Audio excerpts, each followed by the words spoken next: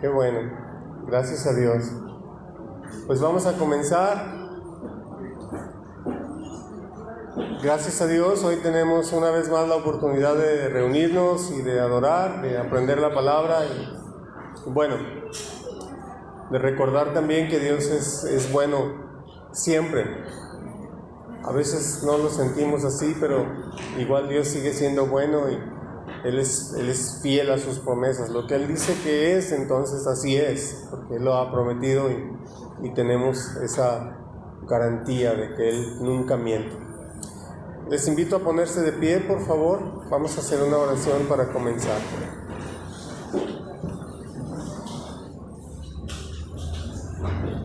Te damos gracias, Señor, por esta oportunidad y privilegio. Te damos gracias, Señor, por ser tan bondadoso, por ser fiel, por ser incomparable, porque no hay nadie como tú, Señor. Y venimos a adorarte, venimos a reconocer quién tú eres, venimos a exaltar tu grandeza y tu poder, a honrarte con nuestras palabras y nuestras oraciones, a honrarte con nuestras canciones y nuestro corazón. Ponemos en tus manos este tiempo y te rogamos que vengas con tu presencia y nos permitas experimentar este poder y esta bendición. Particularmente, Señor, te ruego que nos concedas concentrarnos, que no haya ningún tipo de distracción, ningún tipo de preocupación de lo que pudo haber quedado en casa sin completar, que no nos robe nada de eso, la oportunidad de adorarte. En el nombre de Jesús. Amén.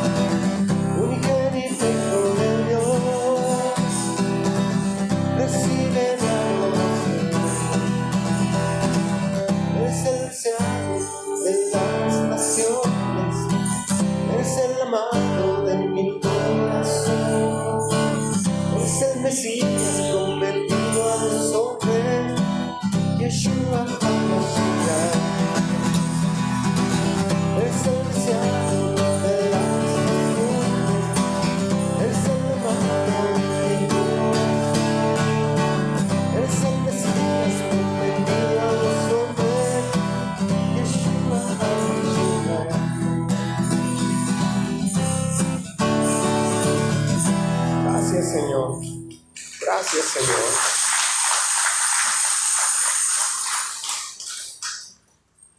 Fuiste prometido como el Salvador de la humanidad, Jesús. Y tu palabra dice que despreciaste el oprobio, no te importó la humillación, no te importó el sufrimiento, con tal de salvarnos. Con tal de cumplir tu propósito de salvar a la humanidad de sus pecados, no te importó padecer la muerte terrible de la cruz. A causa de tu amor, a causa de tu incomparable, inagotable, inextinguible amor.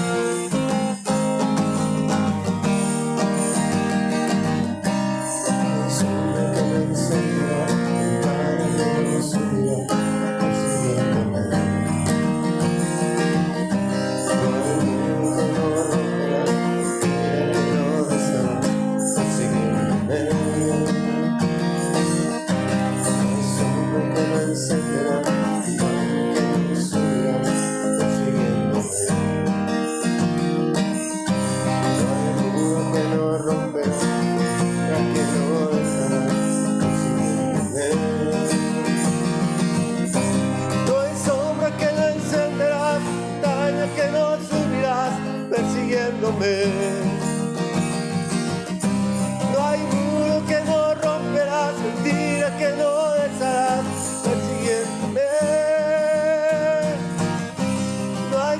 torre que no encenderás, montaña que no subirás, persiguiéndome. No hay muro que no romperás, tira que no desharás, persiguiéndome. El inmenso, interminable, incontrolable amor de Dios corre tras de mí, deja el redil hasta que a salvo estoy. No puedo ganarlo, no lo merezco, mas no te dejas de entregar. Cuán inmenso, interminable, incontrolable amor de Dios.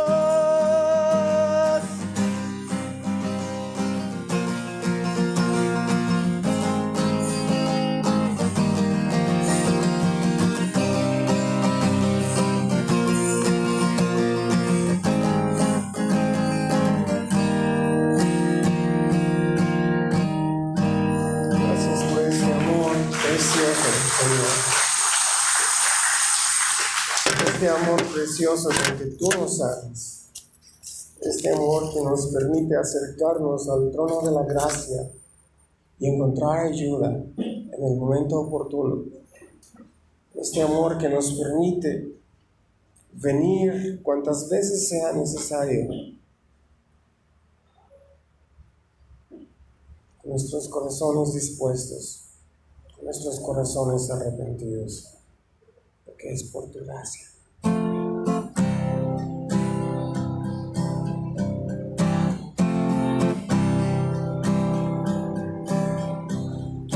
Firme la fe, mis ojos puestos en él, aunque mi mundo caiga, esperanzas en él. Aún en la tempestad, sé que tu voz me guiará. Nunca temeré, esperanzas en él. Cantamos aleluya, vivo estás, cantamos aleluya por la eternidad. Libre de mi pasado, mi destino está en él. Ahora tengo futuro, esperanzas en él. Mis ojos han visto que me venció, que mi fuerza falle, sé que seguro estoy. Cantamos aleluya, vivo estás, cantamos aleluya por la eternidad, cantamos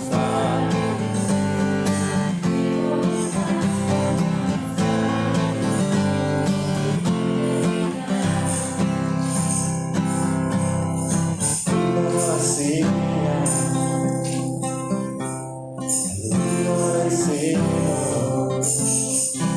porque tú vivo estás, ahora vivo estoy. La tumba vacía, el mundo vencido, porque tú vivo estás. Ahora vivo estoy, porque tú vivo estás, ahora vivo estoy. Cantamos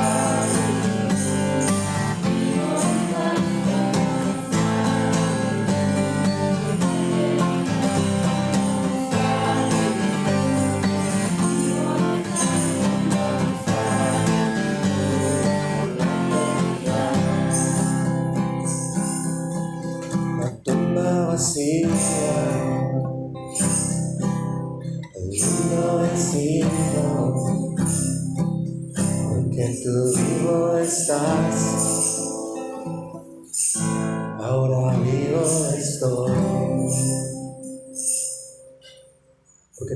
Señor, nosotros también viviremos. Tu muerte compró nuestra vida, Señor.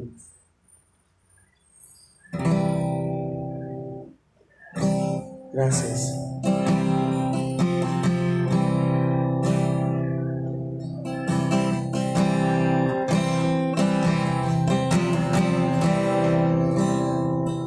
Te amo, Dios. Tu amor nunca me falla. Mi existir en tus manos está. Desde el momento que despierto hasta el anochecer, yo cantaré la bondad de Dios. Toda mi vida ha sido buena. Toda mi vida ha sido tan bien. Con mi ser en cada aliento, yo canto la bondad de Dios. Amo tu voz,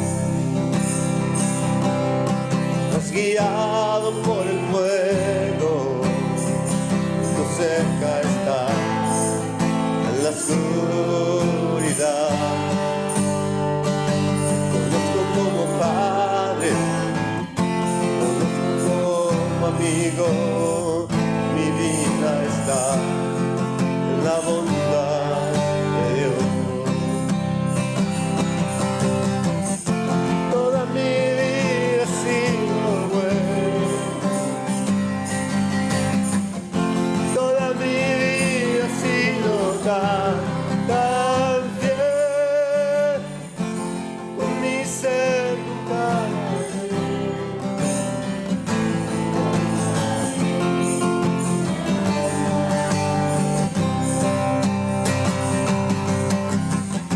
toda mi vida ha sido buena. Toda mi vida ha sido tan bien. Con mi ser nunca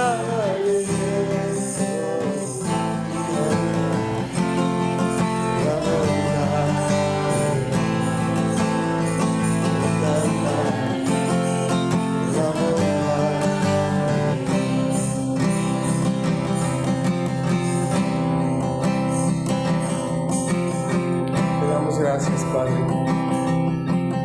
Te damos gracias por tu bondad. Tu palabra dice que tu bondad es para siempre, tu fidelidad es para siempre, tu amor es para siempre, porque tú eres para siempre. Gracias, Padre. Gracias por el privilegio de cantar para ti el día de hoy. En el nombre de Jesús. Hasta yo me asusté. Tómala así. Déjenme ver si le puedo bajar sin hacer tanto circo.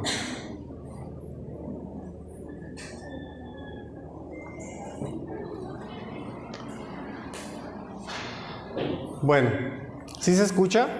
¿Bien? ¿Suficiente?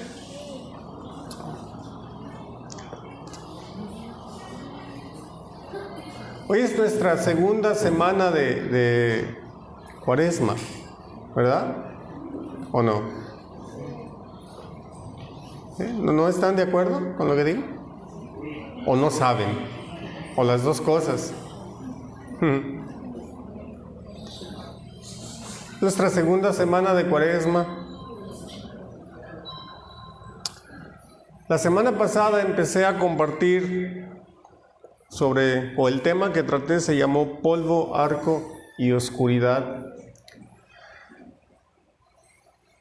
Hoy continúo con el mismo tema de la Cuaresma o dentro del contexto de la Cuaresma, y mi tema de hoy se llama el león, la Pascua y el rey. ¿Sí? Ya se fue la de las transparencias y no le puso cuál es el tema. El león, la Pascua y el rey es nuestro tema de hoy.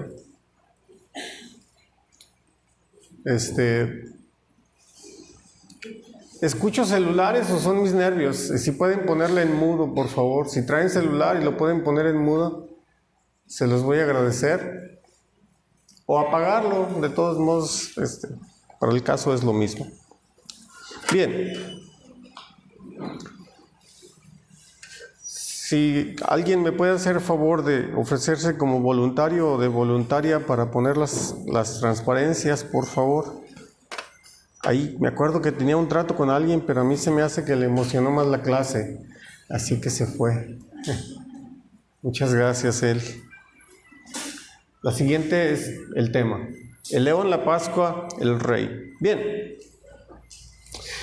Regresando o haciendo un pequeño recordatorio con respecto al tema de la semana pasada, con respecto al polvo, hablé del polvo, arco y oscuridad. Con respecto al polvo, les mencioné cómo el miércoles de ceniza nos recuerda de la fragilidad humana, pero además de recordarnos sobre la fragilidad humana, también nos recuerda de la depravación humana. ¿Sí? La mejor muestra de qué tan frágil es la humanidad es este virus que paralizó al mundo ya casi por un año. Al menos en México. Ayer fue un año del primer caso que se registró en México. ¿Y cuánto hemos sufrido como consecuencia de eso? La humanidad es tan frágil, pero a la vez es tan depravada. Ayer, nosotros, algunos de ustedes ya saben, nacimos en el estado de Zacatecas, venimos de un lugar que se llama Calera, que está a 30 kilómetros de otro lugar que se llama Fresnillo. En el municipio de Fresnillo hubo 24 asesinatos en 24 horas, todos relacionados con el crimen organizado. Eso es lo que nos dicen las noticias, falta todo lo que nos dicen las noticias. ¿Qué tan grave puede ser la depravación humana? Mucho. Precisamente por causa de la depravación humana, vimos el segundo punto del tema de la semana pasada, el arco o el arco iris. Dios, hastiado, literalmente hastiado de la maldad de la humanidad, decide enviar un diluvio y llama a Noé para predicar. ¿Y qué hace la gente? Lo ignora. ¿Qué hace la gente hoy cuando, mucha gente, no toda, qué hace mucha gente hoy cuando le invitamos para escuchar de la palabra de Dios? Les vale. Y como consecuencia de tanta perversidad que ya era como el pan de cada día, Dios envía un diluvio, destruye la humanidad caída, pero hace un pacto, y la señal de ese pacto es el arco iris. Hace un pacto con Noé y su familia. El tercer punto que hablé la semana pasada fue el tema de la oscuridad, y nos recuerda cómo Jesús enfrentó nuestro pecado y nuestra condenación. El justo murió por los injustos, el que es vida enfrentó la muerte, el que es la luz quedó hundido en una profunda oscuridad, y así nos compró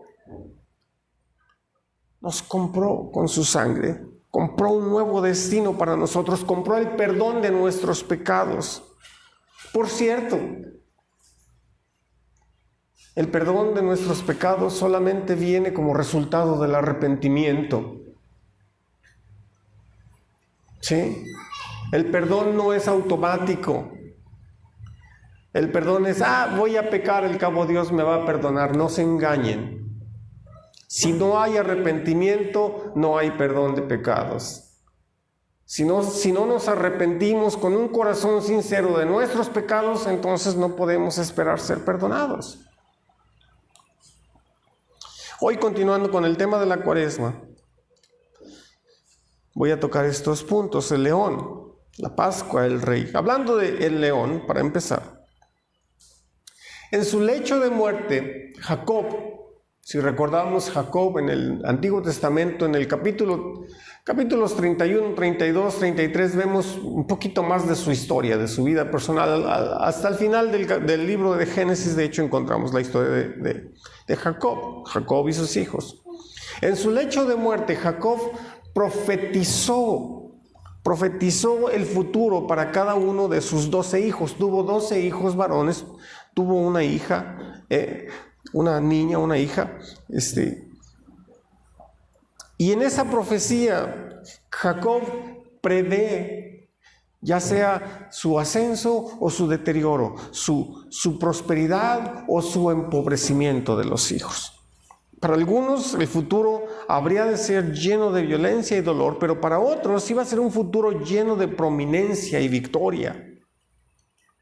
El cuarto de los hijos de Jacob se llamaba Judá. Judá significa alabanza. Vamos a leer lo que dice Génesis capítulo 49 del versículo 8 hasta el versículo 12. Tú, Judá, serás alabado por tus hermanos, dominarás a tus enemigos y tus propios hermanos se inclinarán ante ti. Mi hijo Judá es como un cachorro de león que se ha nutrido de la presa. Se tiende al acecho como león, como leona que nadie se atreve a molestar. El cetro no se apartará de Judá, ni de entre sus pies el bastón de mando, hasta que llegue el verdadero rey, quien merece la obediencia de los pueblos. Judá amarra su asno a la vid y la cría de su asno a la mejor cepa. Lava su ropa en vino, su manto en la sangre de las uvas. Sus ojos son más oscuros que el vino, sus dientes más blancos que la leche. Cuando Jacob llega a su hijo Judá, el futuro que le profetiza es un futuro de distinción. Un futuro en el que Jacob dice que Judá sería tenido en alta estima por sus hermanos. Un futuro en el que dice que recibiría tributo de todas las naciones, en el que dice que su reinado no tendría rival, sería duradero, sería indisputado. Habla también de un tiempo de abundancia abrumadora, mucha abundancia. ¿Qué saben ustedes de los grupos nómadas? ¿Cómo son los nómadas? No tienen un lugar fijo donde vivir, ¿verdad? Llega un punto en el que viven en un lugar, pasa un tiempo y después deciden irse, se van a otro lugar. ¿Por qué no? Ahorita me acordé que mi mamá decía que yo era como un judío errante. Yo creo que conocía la historia de Jacob y dijo que yo era igual que él.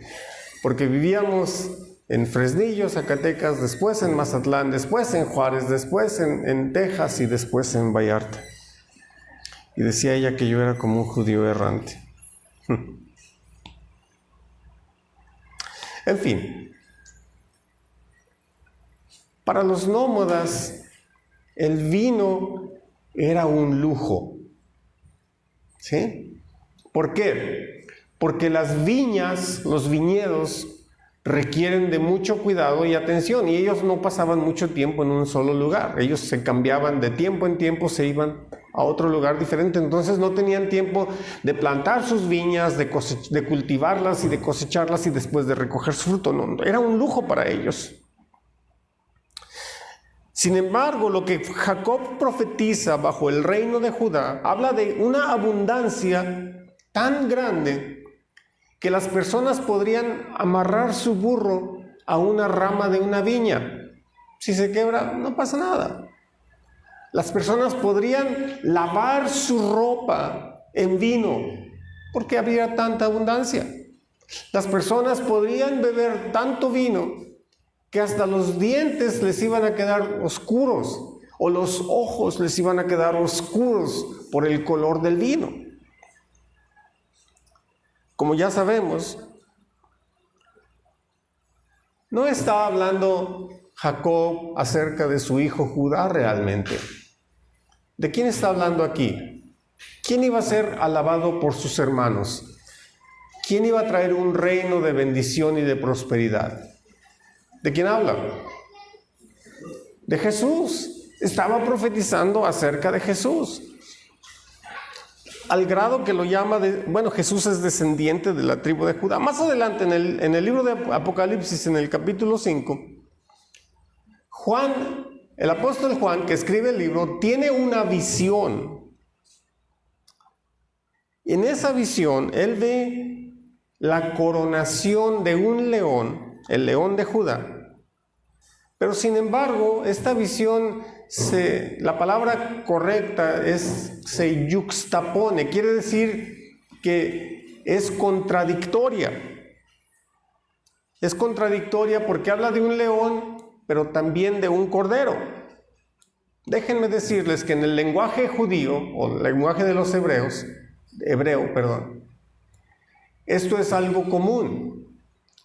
Hablan de una cosa, pero muestran otra, aunque sigan hablando de la misma cosa. Hablan de un león, pero están mostrando a un cordero, ¿sí? Hablan de un señor, del Señor, pero muestran a un siervo. Hablan de poder, pero lo muestran con debilidad. Hablan de vida, pero lo muestran con muerte. Así es en el lenguaje hebreo. Juan ve el trono de Dios en su visión y un rollo escrito por los dos lados. Y luego un gran ángel pregunta, ¿quién es digno de romper los sellos y de abrir el rollo? Pero no encuentran a nadie. ¿Cuál es la reacción de Juan? Juan se pone a llorar. Llora intensamente, un llanto muy profuso, hasta que uno de los ancianos de la visión le dice lo siguiente. Vamos a leer en Apocalipsis capítulo 5 del versículo 5 hasta el 10. Uno de los ancianos me dijo, deja de llorar, que ya el león de la tribu de Judá, la raíz de David, ha vencido. Él sí puede abrir el rollo y sus 7 sellos. ¿De quién está hablando ahí? De el león, ¿cierto? ¿Ya leímos que habla de león? Versículo 6. Entonces vi en medio de los 4 seres vivientes y del trono y los ancianos a un cordero que estaba de pie y parecía haber sido sacrificado. Tenía 7 cuernos y 7 ojos, que son los 7 espíritus de Dios enviados por toda la tierra. Se acercó y recibió el rollo de la mano derecha del que estaba sentado en el trono.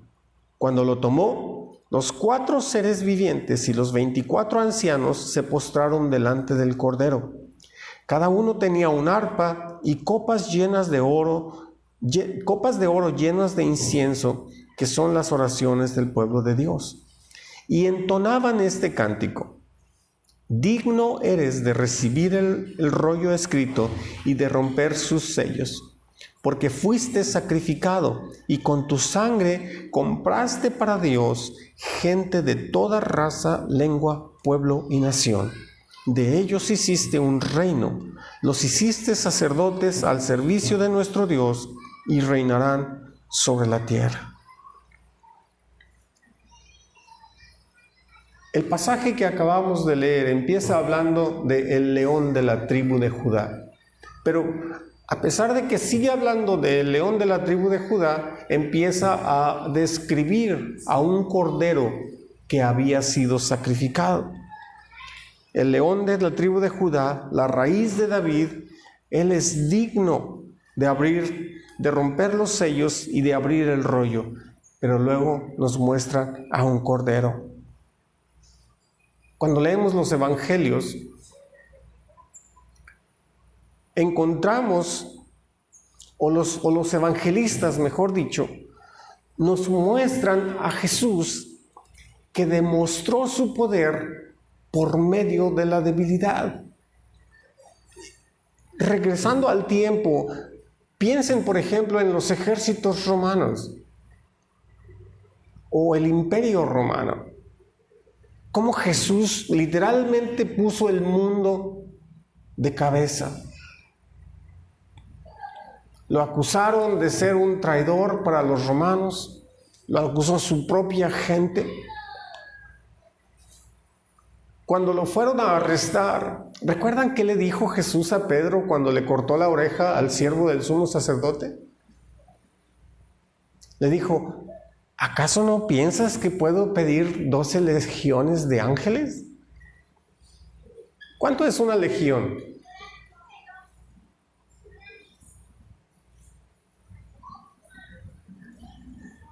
Hola. No era un saludo. Una legión son, como decimos en Zacatecas, son bien muchos. Puede ser desde 1000 hasta 10,000.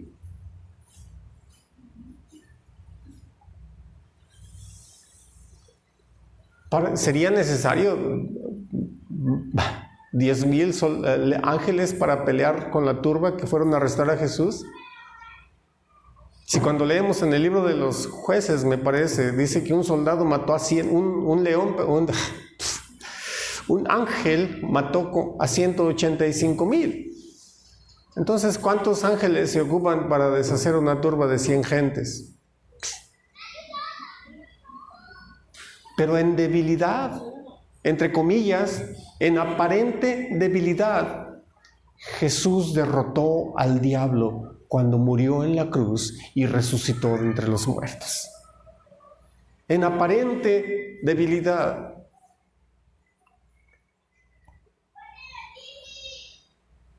Jesús venció la enfermedad. Jesús venció al diablo, venció la muerte.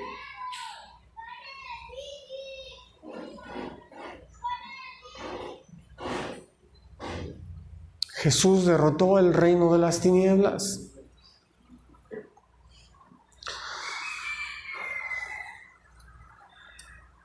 Muchas veces nosotros enfrentamos el quebranto, la angustia, la dificultad.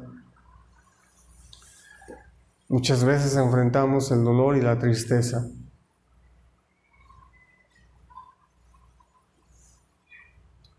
Y cuando eso sucede, podemos acercarnos a Dios. Podemos venir a Jesús, quien enfrentó el dolor, quien enfrentó el rechazo, quien enfrentó la muerte y venció. Podemos refugiarnos en Jesús y encontrar consuelo para nuestros corazones. La siguiente palabra del tema de hoy es la Pascua. Cuando leemos el libro del Éxodo, los primeros capítulos nos hablan de una nación de Israel esclavizada por Egipto. Dios en el capítulo 3 del Éxodo llama a Moisés para ir a liberar a la nación de la esclavitud. En el capítulo 4 finalmente acepta. En el capítulo 5 logra convencer a los israelitas de enfrentar o de confrontar al faraón. A partir del capítulo 6 y hasta el capítulo 12 nos la pasamos leyendo historias de las plagas que Dios manda para destruir a Egipto. ¿Sí? A través de un hombre tartamudo, que era Moisés, y de su hermano. Cuando llega el punto de la última plaga, ¿se acuerdan cuál era la última plaga? La muerte de los primogénitos, esa era la última plaga. Cuando llega a ese punto, Moisés recibe instrucciones para darle al pueblo de Israel, y las instrucciones eran: para este pueblo, este mes es el más importante, es el primero de todos. Dijo, en el día primero, escojan un cordero o una cabra macho y les da instrucciones de qué es lo que tienen que hacer para celebrar, para sacrificarlo y para poder celebrar la Pascua. Éxodo capítulo 12 del versículo 5 al versículo 8 dice: el animal que se escoja puede ser un cordero o un cabrito de 1 año sin defecto, al que cuidarán hasta el 14 del mes, día en que la comunidad de Israel en pleno lo sacrificará al caer la noche. Tomarán luego un poco de sangre y la untarán en los 2 postes y en el dintel de la puerta de la casa donde coman el cordero. Deberán comer la carne esa misma noche, asada al fuego y acompañada de hierbas amargas y pan sin levadura. Los hebreos tenían que escoger un cordero o un cabrito y asegurarse de que no tuviera defecto alguno. Por eso lo guardaban en su casa y lo observaban durante 14 días. Porque tenían que ofrendarle a Dios un sacrificio perfecto, sin defecto. El relato de la Pascua, con lo que Israel empieza su salida de Egipto y su salida o su liberación de la esclavitud, en muchas formas es la historia central del Antiguo Testamento y tenía el propósito hasta hoy día de hablar de una forma profunda al pueblo de Dios, no solamente a la nación de Israel, pero al pueblo de Dios hoy en día, a los que somos hijos de Dios por medio del sacrificio de Jesús. Por un lado, un recordatorio de que si Dios no interviene en nuestra vida, si Dios no nos cubre con su bendición, nosotros estamos exactamente en las mismas condiciones que todo el mundo. ¿Qué condición es? Estamos condenados al castigo eterno. Eso es. Si Dios no interviene en nuestra vida, si no tenemos la oportunidad de venir a Cristo y entregarle nuestro corazón y pedirle perdón por nuestros pecados, estamos perdidos. Estamos perdidos. Estamos bajo el juicio. De hecho, nos arrepentimos de nuestros pecados y adivinen qué. Seguimos siendo pecadores. Nos arrepentimos de nuestros pecados y seguimos fallando. Yo sé que a mucha gente le gusta fallar o pecar intencionalmente, yo sé.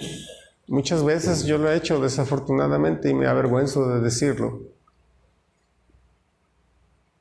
Pero en general, pecamos porque somos pecadores y no para ser pecadores. No necesitamos demostrar que somos pecadores, ¿cierto? Así lo somos por naturaleza. Por naturaleza preferimos odiar en lugar de amar. Por naturaleza preferimos dudar en lugar de creer. Por naturaleza preferimos la maldad que la bondad. Es una lástima, pero es verdad. Necesitamos constantemente recordarnos a nosotros mismos de esto y de que necesitamos depender de Dios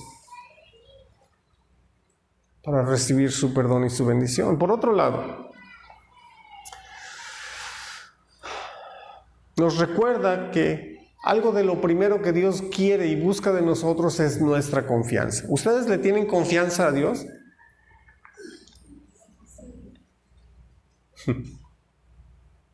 Me da risa porque en la vida cotidiana muchas veces demostramos todo lo contrario.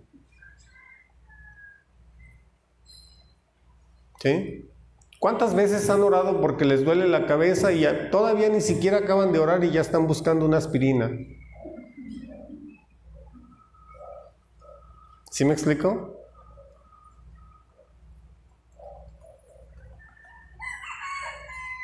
Constantemente sucede. Y no es porque somos perversos, somos humanos. Pero lo primero que Dios busca de nosotros es nuestra confianza. Somos salvos por medio de la fe. No somos salvos por venir a la iglesia. Somos salvos al arrepentirnos de nuestros pecados y recibir el perdón del Señor. Y no porque hagamos algo durante la semana, no porque demos una clase de niños o no porque hagamos esto o aquello. Claro que no. Todo es por Cristo. Dios quiere que nuestras vidas demuestren a través de los actos de obediencia nuestra confianza manifiesta en Dios.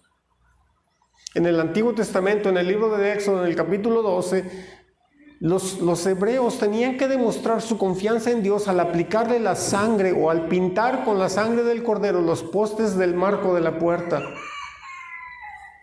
Hoy no tenemos que hacer eso.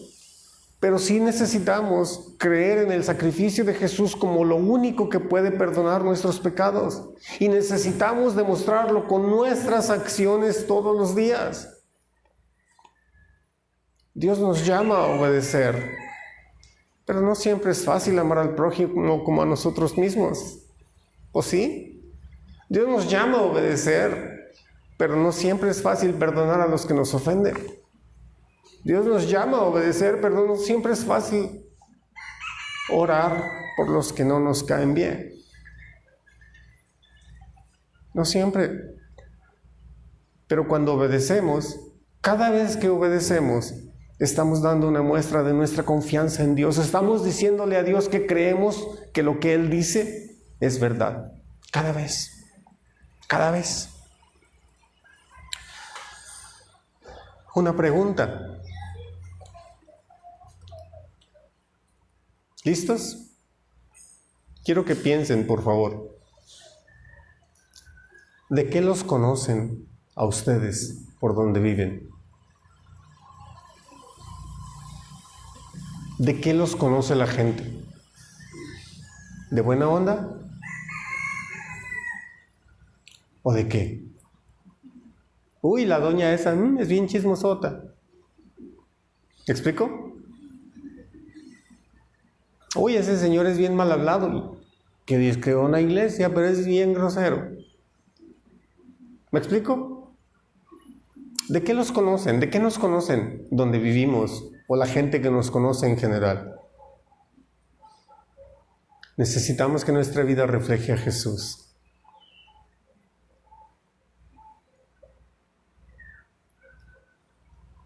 Más de una ocasión, no lo digo por presumir ni mucho menos, que Dios no me permita tal cosa, pero más de una ocasión la gente se ha regresado y me ha preguntado, ¿tú eres cristiano? Sí. ¿Por qué? Es que se te nota. Muchas veces me han dicho eso. Y cuando me ha pasado, digo, ay Señor, gracias por tu gracia, porque yo soy todo menos algo bueno, y sin embargo, por tu gracia,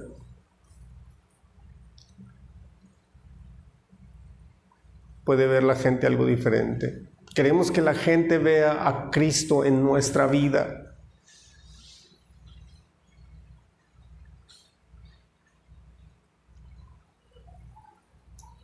Queremos que la gente vea a Cristo en nuestra vida. Finalmente, la última palabra del tema de hoy, el Rey. Cuando se menciona el nombre de Jesús, la gente piensa diferentes cosas. La gente piensa en Jesús como un gran maestro, como un profeta, como muchas otras cosas. Pero en la Biblia hay dos funciones, dos roles, dos títulos que son sumamente clave para nuestro entendimiento de la persona de Jesús. Uno de esos títulos que se le asigna a Jesús es el Rey. Otro título es sacerdote. Sacerdote y Rey, ambos. Salmos capítulo 110, versículo 1 dice, 1, 2 y 4 vamos a leer. Así dijo el Señor a mi Señor, siéntate a mi diestra hasta que ponga a tus enemigos por estrado de tus pies. Que el Señor extienda desde Sión el poder de tu cetro. Domina tú en medio de tus enemigos. El Señor ha jurado y no cambiará de parecer. Tú eres sacerdote para siempre, según el orden de Melquisedec. En este salmo, el capítulo 110, que después encontramos que se repite en el Nuevo Testamento, en diferentes pasajes, el rey del que habla el salmista es un rey que no tiene igual en poder y autoridad.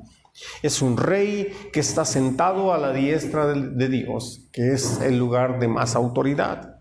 Es un rey que tiene garantizada la victoria a sus adversarios. Es un rey que gobierna a su pueblo de manera que su pueblo le sirve de corazón, con libertad y no por obligación.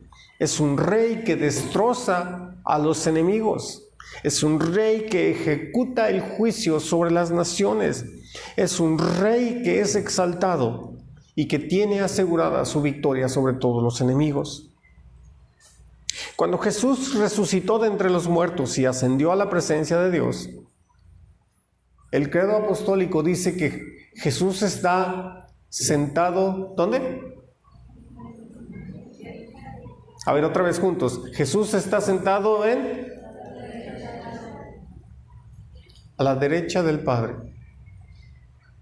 Es el lugar de más alto honor. Cuando leemos en Filipenses capítulo 2, versículos 8, 9 y 10, algo así, el apóstol Pablo escribe acerca de Jesús y dice que Dios le dio un nombre que está por encima de todos los nombres.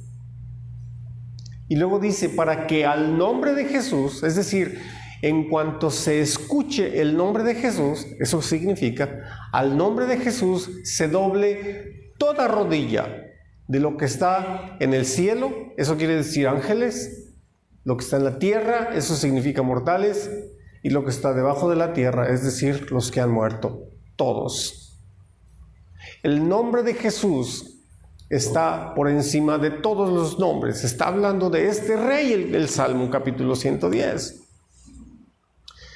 Jesús fue regresado a su condición o a su lugar original a la derecha del Padre. Su resurrección fue una vindicación o reivindicación de su condición de Hijo de Dios y de su coronación como el Rey legítimo sobre la creación. Jesús derrotó el poder del pecado, de la muerte, de la enfermedad. Jesús demostró su poder sobre la naturaleza y sobre las necesidades al suplir el pan para el hambriento. Jesús actualmente reina como rey y significa que Jesús tiene el poder y la autoridad para protegernos de toda maldad y merece nuestra completa lealtad y fidelidad. En este salmo también encontramos que Jesús es un rey sacerdotal. ¿Qué hacían los sacerdotes en el Antiguo Testamento? ¿Recuerdan? Ofrecían sacrificios por la demás gente, ofrecían oraciones y, dicho de una forma más corta, representaban a Dios ante la gente. Bueno, Jesús se describe como un sacerdote sublime, como el más alto, y lo describe como según el orden de Melquisedec, que es el sacerdocio más sublime de todos. Jesús se ofreció a sí mismo como el sacrificio perfecto por nuestros pecados y además escribe el autor de los Hebreos que intercede por nosotros perpetuamente. En Hebreos 7:25 dice eso. Voy a terminar diciendo esto. Jesús es el león de Judá, es de lo que hablamos hoy. Jesús es el león de Judá, sacrificado como león, coronado como cordero. Jesús es nuestra Pascua, perfecto, santo, inocente, sin pecado, que untó su propia sangre sobre los postes, sobre el marco de la puerta, para liberarnos del ángel de la muerte, para protegernos, salvarnos la vida. Jesús finalmente es rey y sacerdote. Su reino no tendrá fin y cada día intercede por nosotros hasta la eternidad. Oremos. Te damos gracias, Señor, por ser quien tú eres. Te damos gracias, pues,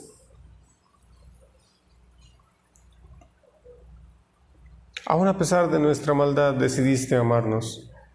Aun a pesar de nuestro pecado pusiste a nuestra disposición el perdón. Tú nos llamas para arrepentirnos, tú nos llamas para reconciliarnos contigo. Tú extiendes tus brazos y nos recibes como pródigos cada vez que hemos fallado. Gracias por el privilegio y la oportunidad de poder adorarte, de poder acercarnos a ti, de poder aprender de ti. Que tu palabra habite en nuestros corazones, que tu palabra inunde nuestras vidas, que tu palabra continúe sanando nuestro ser. En el nombre de Jesús. Amén. Que Dios les bendiga. Tengan una buena semana. Y primero Dios, nos vemos la próxima. Si alguien desea oración, puede pedírnoslo de forma virtual o puede avisarnos ahora, podemos orar por usted también. ¿De acuerdo? Así que si desea oración por algo, no se vaya a casa con la necesidad de haber recibido oración. Que Dios les bendiga.